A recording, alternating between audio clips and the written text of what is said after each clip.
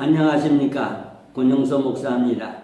오늘은 기도의 자세의 5번째 시간으로 하나님의 은혜에 감사 기도를 해야 합니다라는 제목으로 강의를 하겠습니다.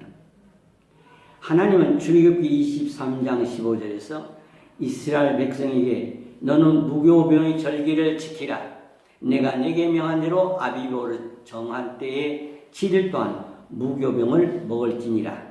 이는 그 달에 네가 애굽에서 나왔음이라. 빈손으로 내게 보이지 말지니라고 무교병의 절기를 지키라고 명령하셨습니다. 이스라엘 백성이 출애굽의 자유의 몸이 되는 것은 기념하는 절기가 바로 유월절입니다. 이스라엘 백성은 출애굽할 때에 급하게 나오느라 발효되지 않은 반죽을 갖고 나와 무교병을 만들어 먹었습니다. 이 때문에 이스라엘 백성은 유월절을 지킬 때 무교병을 먹는데 이 무교병을 고난의 떡이라고도 하며 쓴 나물과 같이 먹어야 합니다.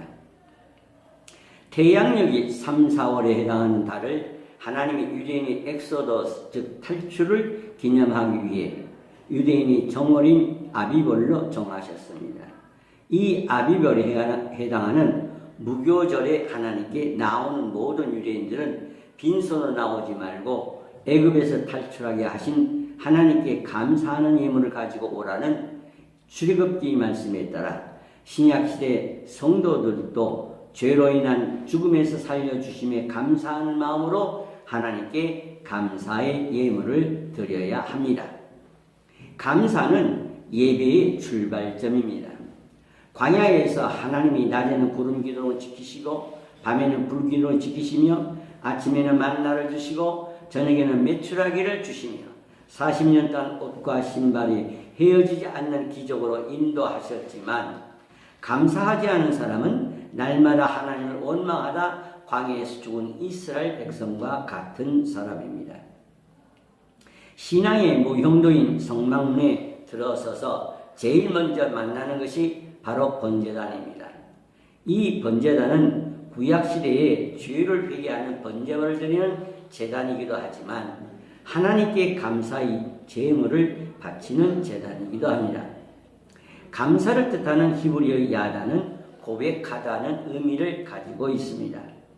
그런데 이 야다가 찬양하다 또는 감사하다 의미로 쓰일 때는 하나님이 신실함에 대한 믿음을 나타냅니다.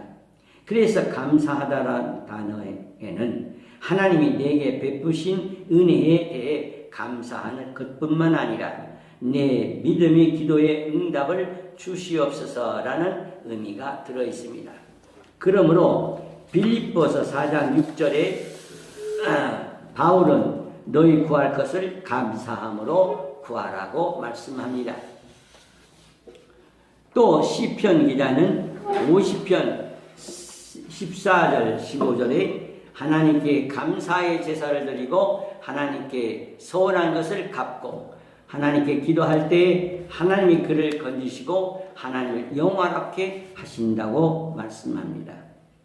모압과 암몬과 마온 사람들이 유다를 치러 왔을 때 여호사밧 왕이 금식을 선포하고 유다 모든 아이들까지 하나님 앞에 서서 기도할 때에 하나님이 아사시엘이라는 사람에게 하나님의 영을 주시어 예언하게 하시었습니다. 역대하 20장 17절에 하나님은 아하시엘을 통해 이 전쟁에는 너희가 싸울 것이 없나니 대열을 이루고 서서 너희와 함께한 여호와가 구원하는 것을 보라. 유다와 예루살렘아 너희는 두려워하지 말라. 놀라지 말고 내일 그들을 맞서 나가라. 여호와가 너희와 함께 하리라고 말씀하셨습니다. 이 응답을 받은 여호사밧 왕은 백성과 더불어 의논하고 노래하는 자들을 택하여 거룩한 예복을 입히고 군대 앞에 행진하며 여호와를 찬송하며 이르기를 여호와께 감사하세 그의 인자심이 영원하도다 하게 하였더니 그 노래와 찬송이 시작할 때에 여호와께서 복병을 두어 유다를 치러 온 암몬 자손과 모압과 세일산 주민들을 치게 하심으로 그들이 패하였습니다. 모압과 암몬과 마흔 사람들이 지금 유다를 쳐들어온 백성이 두려워하며 떨고 있었는데 하나님께 감사할 일이 무엇이 있겠습니까? 그러나 여호사밧 왕은 군대를 무장시키는 것이 아니라 노래하는 사람들을 군대 앞에 세우고 그들로 하여금 여호와께 감사하세 그의 인자하심이 영원하도다라고 하나님께 감사 찬송을 하게 했습니다. 그랬더니 이 찬송을 들으신 하나님께서 복병을 두었다가 유다를 치러온 모압과 암몬과 마온 사람들을 치게 하심으로 유다는 무기를 사용하지 않고 쳐들어온 적들을 물리치고 전쟁을 승리했습니다. 여호와께 감사하세 그의 인자심이 영원하도다는 무슨 의미일까요? 우리 믿음의 기도에 응답해 주시옵소서라는 하나님께 드리는 감사의 찬양입니다. 이와 같이 감사의 기도는 하나님의 마음을 감동시킬 뿐만 아니라 하나님의 은혜를 더 받게 하는 원동력이 되는 것입니다. 그래서 고린도후서 4장 15절에서 바울은 이는 모든 것이 너희를 위함이니 많은 사람이 감사를 말미암아 은혜가 더하여 넘쳐서 하나님께 영광을 돌리게 하려 함이라고 말씀합니다. 감사는 믿음과 순종과 밀접한 관계가 있습니다. 믿음이 있는 사람은 순종하고 하나님께 감사할 줄 아는 사람입니다. 그러나 믿음이 없는 사람은 교만하여 감사할 줄 모르는 사람입니다. 성경에서 이 두 종류의 사람을 대비시켜 말씀하는 책이 바로 사무엘상하입니다. 다윗은 물매로 돌을 날려 골리앗을 죽인 믿음의 사람입니다. 자기를 죽이려고 군대를 이끌고 다니던 사울왕을 죽일 기회가 여러 번 있었지만 기름 부음을 받은 하나님의 종을 죽이면 안 된다는 하나님의 명령을 끝까지 지킨 순종의 사람 다윗왕입니다. 이 다윗왕이 주의 나라들을 평정하고 나라가 평안할 때에 하나님께 감사하는 마음을 갖게 되었습니다. 사무엘하 7장 2절에 왕이 선지자 나단에게 이르되 볼지어다 나는 백향목궁에 살거늘 하나님의 교회는 휘장 가운데 있도다 라고 다윗왕이 말한 의미는 무엇일까요? 천한 목동 일을 하던 자기 다윗을 하나님께서 이스라엘 왕으로 삼으셨는데 다윗왕은 왕궁에 거하고 하나님은 텐트인 성막에 거하는 것이 있을 수 있는 일인가? 다윗왕이 하나님께 죄송해서 왕궁에 있을 수가 없다는 의미입니다. 즉 다윗왕이 하나님께 감사의 마음을 표시하는 말입니다. 다윗왕과 대조되는 인물이 바로 사울왕입니다. 사울은 왕이 되기 전에는 겸손한 사람이었습니다. 그러나 사울왕 사무엘상하 어디에도 사울왕이 믿음이 있다는 말씀을 찾아볼 수가 없습니다. 다시 말해 사울왕은 믿음이 없는 사람이라는 의미입니다. 그런데 사울은 왕이 되어 사무엘상 10장 8절에 사무엘 선지자가 사울왕에게 너는 나보다 앞서 길갈로 내려가라. 내가 네게로 내려가서 번제와 화목제물을 드리리니 내가 네게 가서 네가 행할 것을 가르칠 때까지 7일 동안을 기다리라는 명령을 했습니다. 그러나 믿음이 없는 사울왕은 자기에게 기름을 부어 이스라엘 왕으로 세우신 하나님께 감사하는 마음으로 사무엘 선지자의 명령을 지키어 기다리고 있어야 했는데도 사무엘 선지자가 조금 늦게 오는 것을 참지 못했습니다. 사무엘상 13장 8절 9절에 사울은 사무엘이 정한 기한대로 이래 동안 기다렸으나 사무엘이 길갈로 오지 아니하며 백성이 흩어지는지라 사울이 이르되 번제와 화목제물을 이리로 가져오라 하여 번제를 드렸다고 성경은 말씀하고 있습니다. 이 사건에서 사울왕이 세 가지 죄를 범했습니다. 첫째, 사무엘 선지자의 지시를 순종하지 아니한 죄입니다. 둘째, 번제를 드리는 의식은 제사장만이 하는 의식인데 제사장이 아닌 사울왕이 번제를 드리는 죄를 범했습니다. 셋째, 감사의 번제를 드린 것이 아니고 백성이 사울왕이 수단한 두려움 때문에 번제를 드린 것입니다. 사울왕이 두 번째 감사하지 아니하고 불순종한 사건이 또 있습니다. 이스라엘 백성이 출애굽하며 광야를 지날 때에 아말렉의 후미에 따라 처져 따라가는 이스라엘 백성을 공격한 사건이 있었습니다.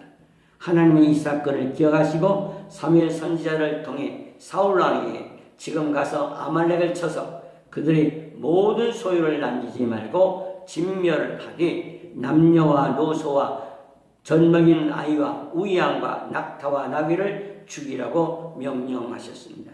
그러나 사무엘상 15장 9절에 사울과 백성이 아갑과 그의 양과 소의 가장 좋은 것 또는 기름진 것과 어린 양과 모든 좋은 것을 남기고 진멸하기를 즐겨 아니하고 가치 없고 하찮은 것은 진멸하니라 하고 사울왕이 두 번째 하나님의 명령을 순종하지 아니하고 거역한 사건을 말씀하고 있습니다.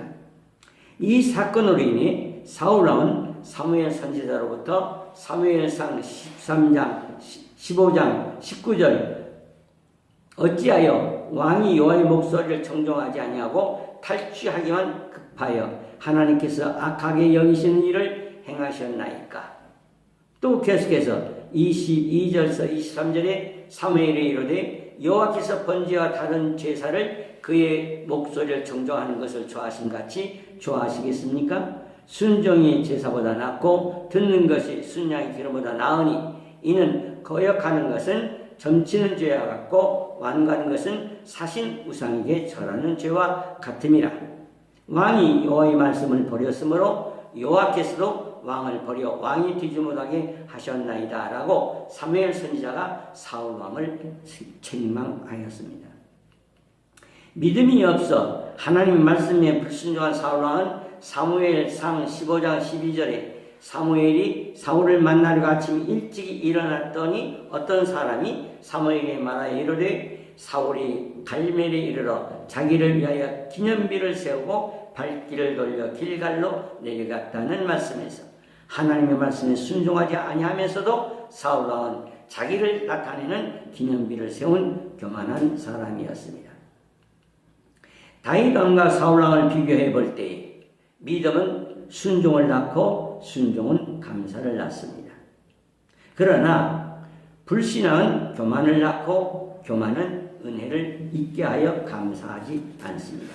그러므로 감사는 믿음이 있는 사람에게만 있는 귀한 보화입니다.